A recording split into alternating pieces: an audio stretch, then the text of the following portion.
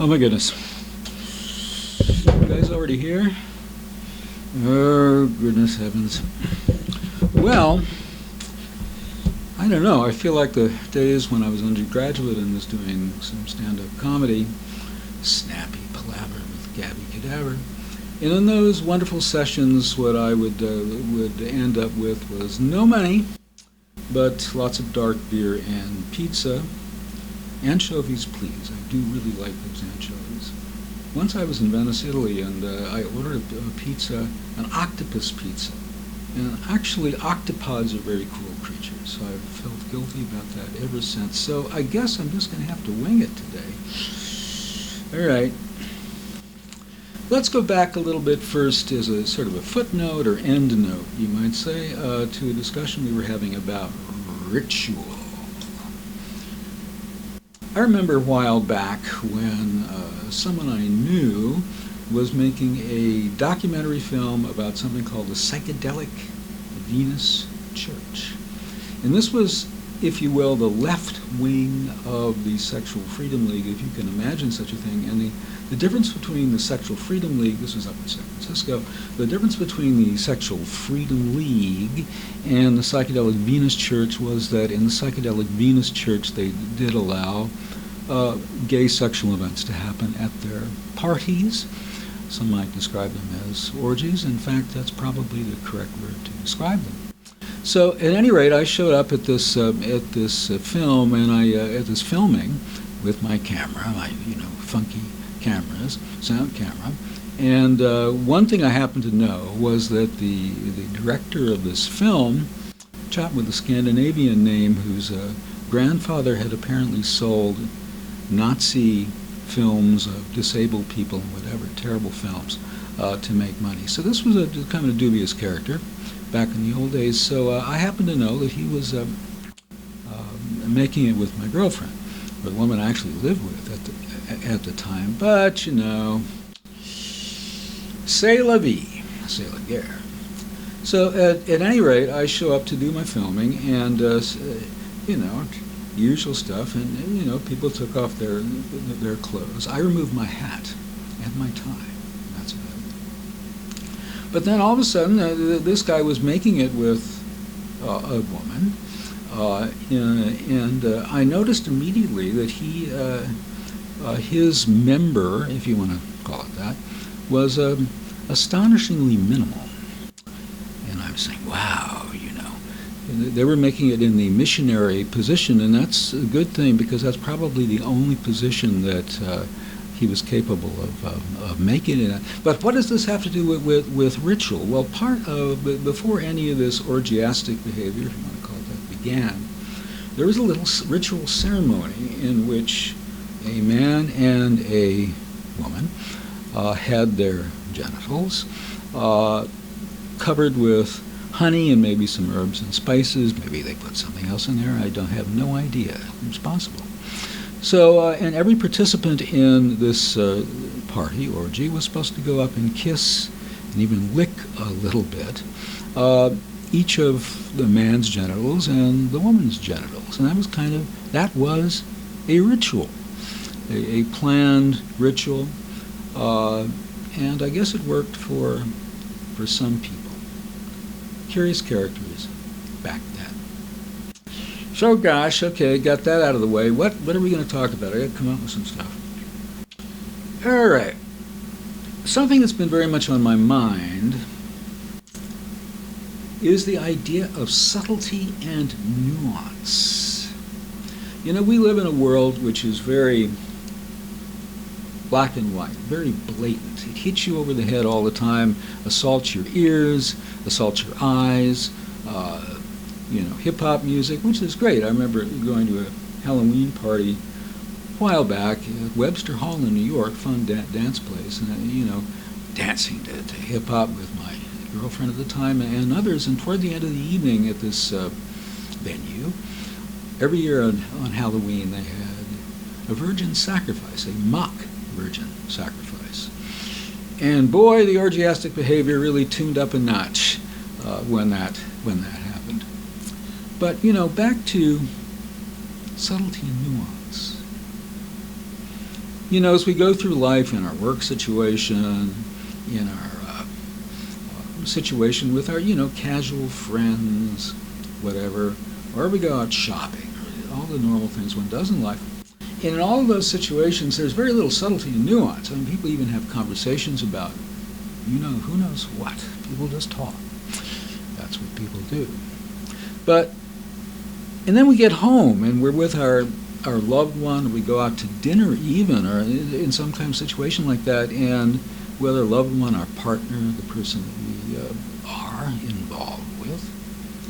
And sometimes there's, we carry this very unsubtle mode of thought and behavior through all the way into the bedroom sometimes. And to me, that strikes me as a bad thing. There's no place where subtlety and nuance are more appropriate than in intimate, sensual, ecstatically sensual situations. So let's think about how we can be more subtle, verbally especially, but also in other ways. When we are making love, or even when we are in sort of proto love-making situations, just sensuous caressing and whatever, exploring subtlety, because new things, new ideas seldom come out of this bam, bam, bam, bam thing that we're hit with all the time. Another thing that I was thinking about in this connection is the notion of clichés. Oh my God, we're surrounded by clichés. And now, they have things like Netflix, and we're constantly, they say in my business, in the film business, content is king. Whoa, is content king. We got so much stuff coming at us. And somebody once said that there are like 10 or 9 standard plots. And at the end of the day, that really hasn't changed. So we'll look at relationships as portrayed on the media, films, and Netflix and TV. And we just see the same old stuff again and again. We see the same kind of patterns, we see the same kind of stuff. For example, cliché. There's a guy, a man, who works all day, and at night he likes to go out with the guys, because going out with the guys is the only way he can let his hair down and relax after a day on the job, in the office, or whatever his job is, fixing carburetors, whatever that person's employment entails. So he's out there because he knows that the only place that he can really express himself and let his hair down and not feel dominated, another interesting topic here, is in those type of situations. Well, if we kind of accept a cliche like that, sometimes and it's not like all cliches, it has some applicability. It is not utterly false, but it's easy to fall into the cliches, the standard plot lines that we're fed and served in movies and TV all the time, even the lyrics of love songs, whatever that sort of stuff is. So let's try to move away from that a little bit, in our own personal lives. Your life is an original story. You're making a story all the time. There's a guy named Fritz Perls who had a psychological system or a set of ideas a long fair amount of time ago, and he called it Gestalt therapy.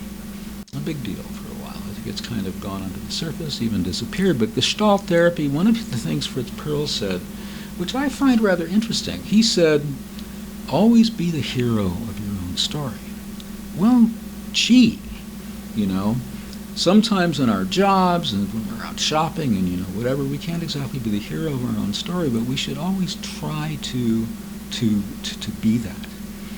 When you are acting as, not just acting as, but when you are actually the hero of your own story, things get better everywhere. Things get better in your intimate relationships because you are no longer put upon. You're no longer a secondary character. You're no longer supporting cast. You're no longer an extra in a big shoot somewhere. You are the hero. You're the star, if you want to call it that, of your own story. I find that very, very important. Something that I'm just going to mention, this is like a one-liner from my stand-up days, and that is I was talking previously, and I know some of you might have objections to the concept of honoring your lover. And you think, well, you're just talking to guys out there, and whatever. And what does that really mean? But then, are women supposed to go around honoring their beloved all the time? Because that's what he expects. He expects the woman to bow down and treat him as a demigod. Well, that's not what I'm talking about. Honoring is a whole different mode of behavior, of thought, of conception, of nuance, as we were talking about before, than any of those other things. So try to bear that in mind. And, but my one-liner, can't forget those punchlines.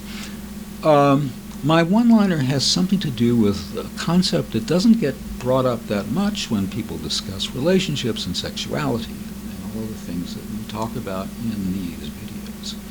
And that word is ethics. Ethics.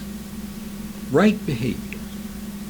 Well, whether you buy into the standard sets of rules, some of them are pretty good. Others, it's interesting if you go back and see how they were actually formulated, the way that we look at something like the Ten Commandments and how they became formalized and engraved in stone, as it were, is not exactly what we think, and they are much later than we might have imagined, and they came into being under certain political situations involving, yes, verily, the Babylonians, who I promise will not return later in this video in any size, shape, or form.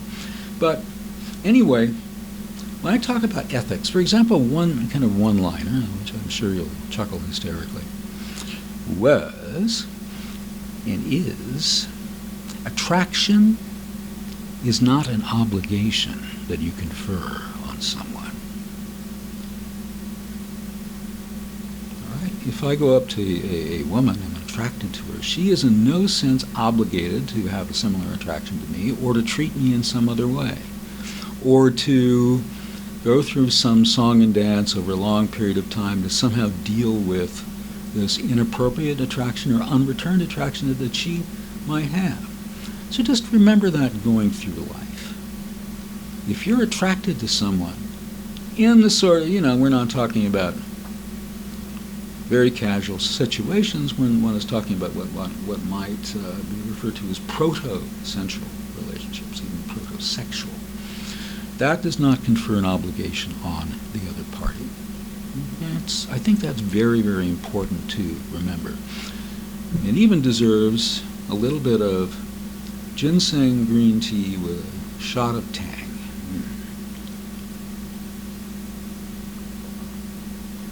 Oh, good heavens, that's good. So what else can we talk about? Let's talk about some more about psychology, my friends. And specifically psychoanalysis, because that's a field, as I've mentioned in previous videos, that interests me the most and from which I think we can learn the most. So, there was a split in psychoanalysis very early on between ego psychology, working on strengthening the ego, and that was a school that was sort of begun by Sigmund Freud's daughter, Anna Freud, but there obviously were others, many others, particularly in the U.S., immediately jumped on board with this. This is how to fix someone's life. Let's not worry so much about the unconscious and repression. All that's if you strengthen somebody's ego, it'll be okay. Sounds a little bit like cognitive behavior therapy, which we discussed in a previous video. And then Sandor Ferenczi, who we mentioned before, one of Freud's compatriots, came along in 1917 with what is known as object relations theory. I had a young lady in my life who was very interested in object relations theory, which is a school of psychoanalysis of clinical psychology, so she sought out an object relations therapy. And she went into his office and they did the usual thing. She was on the couch or sitting across from him. I don't recall what his format was. And she would tell him stories about her life, and a lot of them were very sexy stories, and she was absolutely convinced that he was playing with himself under his desk. So he was relating to the object of his genitals instead of relating to the object of his malazan, of his patient. But let's drop that for a second. So, object relations was very much developed by British psychologists, primarily at the beginning Melanie Klein, followed by Donald Winnicott, and in a certain way by Wilfred Bion. Now, for Melanie Klein, the infant initially comprehends objects as part objects. What do we mean by that? The individual cannot, if you want to use a term, integrate the object into a certain whole. And by the way, I'm going to mention this with respect to sensuality, so hold on for a second. So, as a part object, the breast that feeds the infant is the good breast. And when the infant finds that no breast is available, the absent breast becomes the bad breast. Melanie Klein believed that when the object is split, the good object on the one hand, the bad object on the other, the ego is also split. This is something that happens in early infancy, and she referred to it as the paranoid schizoid position. Don't let that term bother you. It's just a term that she coined, and you do see it in psychological literature today. The resolution comes when the infant is finally able to experience others and objects as wholes rather than as part objects. These positions, the paranoid schizoid position and the second one, in which the infant is able to integrate and experience objects as wholes, which she called, again, it's just a term of art she used, the depressive position, continues in the psyche throughout life. Wilfred Bion and others have said, well, there is a dynamic relationship as the psyche seeks to find an equilibrium between the paranoid, schizoid, and the depressive positions. So I find this fascinating. I think that when the individual is dealing with, for example, a lover or anyone as a part object, there can be a real problem with that. There becomes the good lover and the bad, not in the sense of being a good lover, but the good partner and the bad partner. You know, it's sort of a paranoid schizoid, using Melanie Klein's term, relationship to the other, to the partner, to the person with whom one is in a relationship. One thing that I was thinking about, which sort of led me into this area of thought and discussion, was that every time that we, in an erotic situation, a sensual situation, are relating, whether it's relation of a woman to a man's pecs or abs, whatever women relate to, or genitals, nipples, which is a possibility, or whether it's a man relating to the woman's body, her derriere, her thighs, her breasts, other genital areas that she has, you're at the same time relating to the whole person. If you're not, you're in the old infantile paranoid schizoid position. So if your partner withdraws one of these erogenous zones, to use that good old-fashioned term, then your ego is split. You freak out. So just a sort of channel of thought to open up with respect to the notion of dealing with the whole object. The whole idea of object relations is that every object, from a canopes or a canopy, depending on your preference, all the way to humans, everything is an object. That's the whole nature of object relations. All right. A better have some more tea before I go into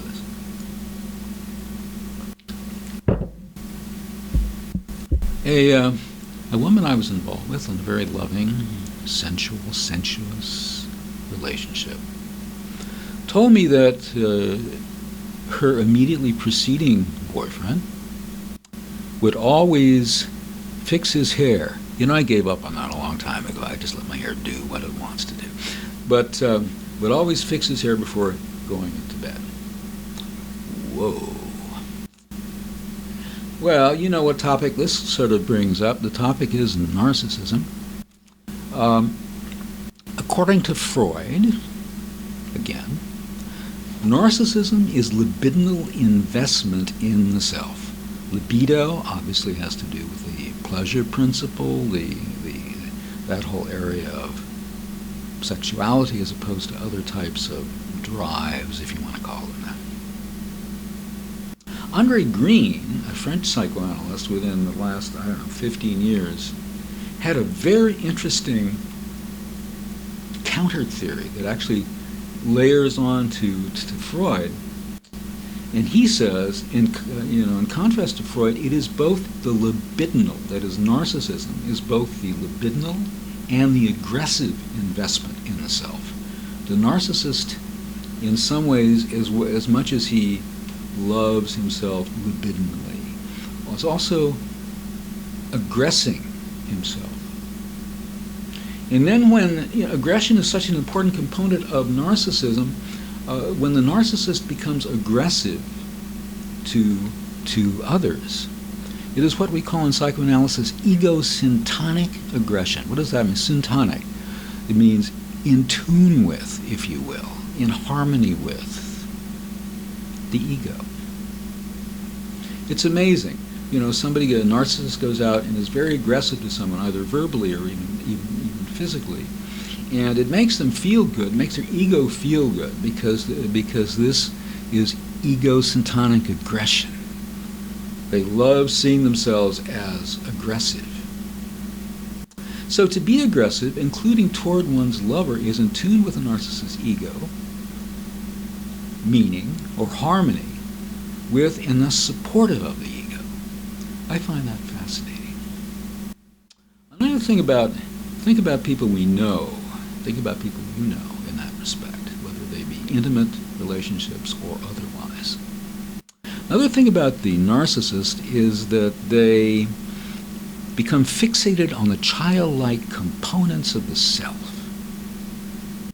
Therefore, the narcissist exhibits emotional immaturity and exhibits puerile, childlike notions of strength, appearance, and competence.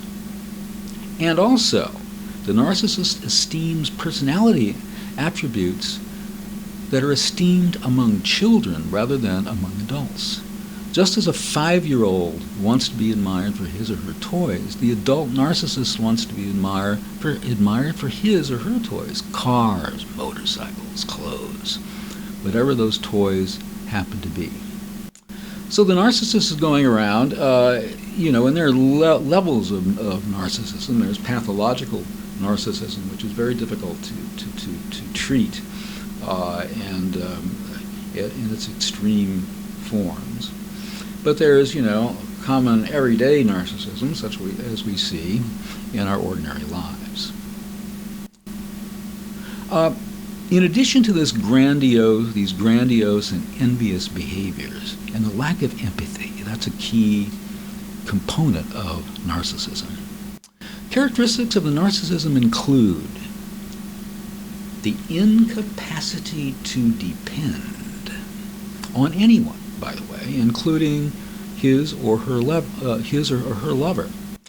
And this is because to depend on someone makes the narcissist feel inferior. Wow, think about that. I've never thought about that before. It's kind of obvious. I can't depend on you because that means I need you. And that means that there's something lacking in me, and I can't tolerate the notion that there's anything lacking in me because that's just who I am. That's how I am. Another thing is which is very much in concert with that, in parallel with that, is the incapacity to make commitments, including to his or her lover. Think about it. Think about those very, you want to use the word self-centered people you maybe even had relationships with. People always say, well, she won't commit, he won't commit, and all that. But I mean, whether you're talking about marriage or formalizing the relationship or saying you're in a relationship on Facebook, which is really a big deal, or on Instagram, for heaven's sakes, it goes on and on. Do they do it on LinkedIn? I don't know. Anyway, when I was in a relationship, it was odd. My girlfriend and I mean, in one particular case, we had this big deal. Well, we're both going to say that we're not single in a relationship on the same day, at the same time. That's the modern world. But this incapacity to commit is extremely important in looking at people. I'm talking about commit to, I'm going to help you with something. I'm going to do the shopping. I'm going to clean the house. I'm going to, you take it from the most mundane to the most advanced levels. Again, these are situations where the narcissist is not a good person to be in a relationship with.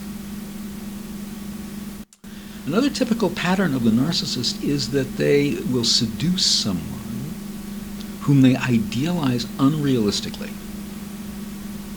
They create a kind of faux image or persona of this person in their minds, and then they say, oh boy, I'm going to seduce this person, because it feeds that person's ego. If you're a narcissist, you have to be with someone you've decided is the most fabulous, incredible person in the world. Not that they will ever be as good as you, mind you. But then they drop them. They drop these other people when these other people fail to meet their expectations. Also for the narcissist, which goes along with the incapacity to depend and inability to make commitments, is that for the narcissist, people who are out of sight are out of mind. So do narcissists cheat? Oh yeah. Another topic that I'm not going to go into. Do narcissists cheat? Yeah. Why not? I'm a narcissist. I can cheat. So for the narcissist, cheating, if you want to call it that, is a normal form of behavior. And that's so the narcissists are, they say that we're living in a culture of narcissism. I mean, that was the title of a book, something like that, a while back, and the whole concept that our society is ruled by narcissist comes and goes. Certain political figures have been identified as narcissists, even what they call malignant narcissists. I won't mention any names, but they call these people leaders, which I don't like that term. I think they should be called followers. In Germany, Hitler was der Führer, which meant simply the leader. And for me, these people are our followers. They're there to enact our bidding. Someone I would never normally quote because, for a number of reasons, perhaps the most prominent one being because the guy simply talks funny. And that is Bob Dylan, when he said, "Don't follow leaders, watch your parking meters," which I always found rather profound. It's kind of like, forget about those leaders, but there are these little rules that you have to follow and just to sort of fly beneath the radar and don't get hassled. Watch your parking meters. And that applies not only to parking meters but to other things as well. Oh my goodness, where can we go from here? Magic. I've talked about magic in a few connections. Magic is something that can and should happen in sensual situations between lovers. Sensuality is I don't want to call it the breeding ground of magic, but it's like the playing field. It is like the field, the fertile field in which magic can grow and flower, in which magic, all of a sudden there's this amazing little tiny little plant growing out of your garden. You don't know what it is. You never expected it. It brings you such joy and such a thrill, as if it appeared by magic. Julius Evola was an Italian magus, writer, and philosopher. And you know what? There's a lot of things about Julius Evola that you and I are not going to like. But, he had some interesting things to say about magic, and I'm going to share a few of those things with you after I have some more tea.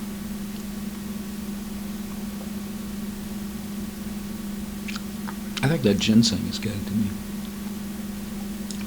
So, Julius Evola said, "The first initiative of a person seeking the way must be to reject the habitual image he has of himself. He will only be able to begin to say I when this magical word, the word I, corresponds to the inner imagination of self-awareness, unconstrained by limitations of space, time, or power. The life of all being," and I'm going to put a bracket here and say that I would include infinitesimally small particles, neutrinos, tachyons, space-time atoms, like we discussed a video or two ago, is ruled by a primordial force deep inside them, or, don't call it force, call it energy at the deepest level, Zitterbewegung, that jitter motion that underlies everything, no matter how small, even our little pet space-time atoms. The nature of this force, Evola said, is craving, an appetite that is never satisfied, an endless restlessness, an irresistible need, and a blind, wild yearning. The essence of this primordial cosmic nature is becoming, not being, but becoming. Chaotic and disorderly transformation is what our lives and what the lives of everything in a certain way consists of.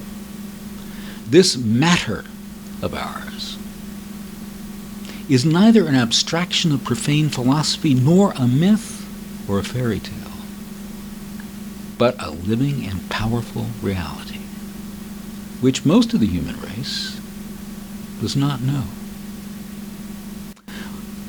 Going on with Evola, one of the instruments of operative magic is the ability to fix a feeling, to realize it as an objective something not connected by the reference to my physical body, by any reference to my physical body. Well, I would put a bracket here again and say that Evola has not yet made the great leap away from dualism. He's still thinking about the mind and the body being separate, which is a big no-no for me. Not to be confused with the Italian composer Luigi Nono. As a state that I can posit outside of myself in space, so to speak, without it ceasing to be a conscious event. So I can posit the space outside myself, in space, in the cosmos, but it nevertheless never ceases to be an event in my consciousness. Nothing, Evola said, can be done in operative magic without the ability to evoke, nourish, and then free oneself by inducing or projecting from a feeling or a thought. I think this is fascinating thinking about magic, because it's not the way that magic is often dealt with. So much online about magic, so many books about magic, so many people out there selling you spells and all this sort of stuff, is if magic isn't something that you can simply make.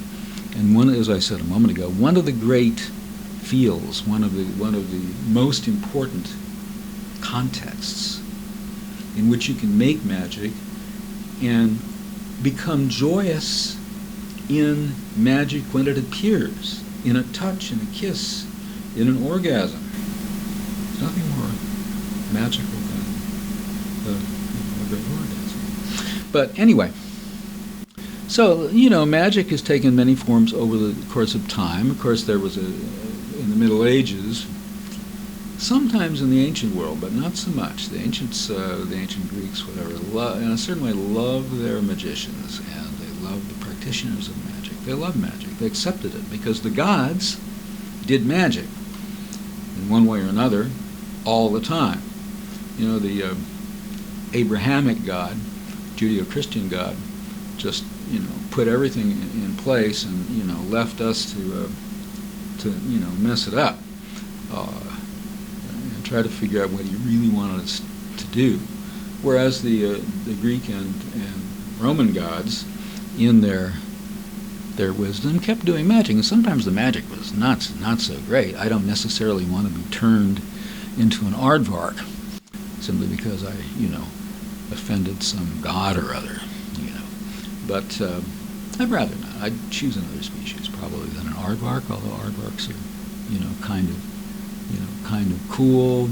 Tasmanian devil, I don't know. So, you know, going into the past, if you look at the things that witches did, you know, in the Middle Ages, there was something that's kind of cool. A woman named Mateuccia de Francesco, the witch of Ripabianco,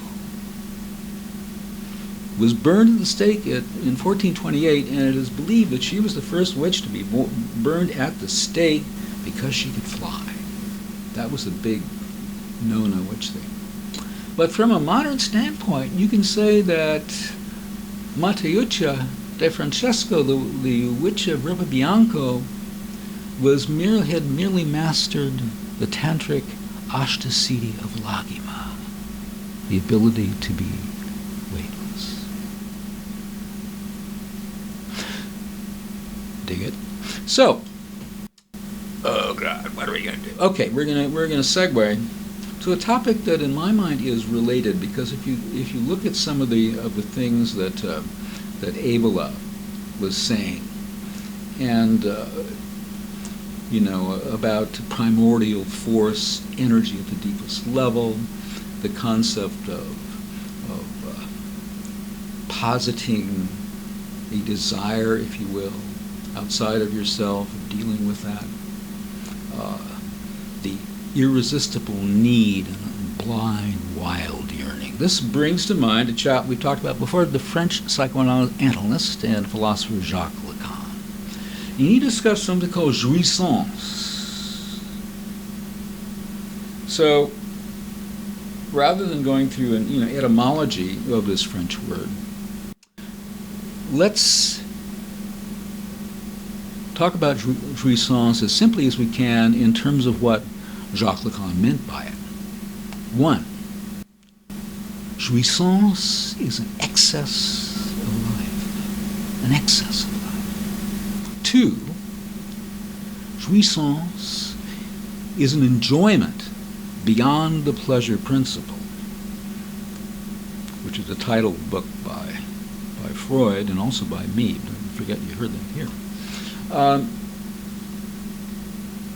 In terms of jouissance as an excess of life, Lacan describes it in his seminar number 7 in 1960 as a superabundant vitality, which cannot be correlated to affect or to an emotion. It is simply a superabundant vitality.